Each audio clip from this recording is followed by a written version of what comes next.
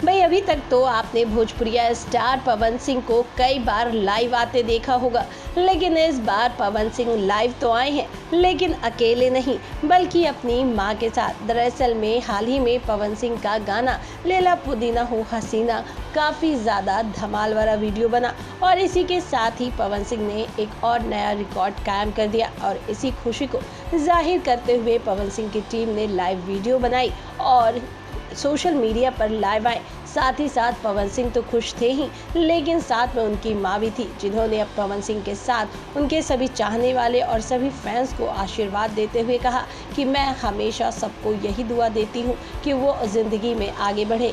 खैर वहीं अगर बात करें पवन सिंह की, तो अपनी मां को साथ देकर पवन सिंह फूले नहीं समा रहे थे। उनकी खुशी उनकी आंखों से झलक रहा था।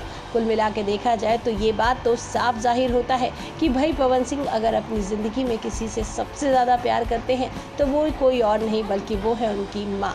खैर माँ का प्यार होता ही ऐसा है। वेल दोस्तों, भोजपुरी से जुड़ी ऐसी ही चटपटी खबर को जानने के लिए हमारे साथ जुड़े रहिए।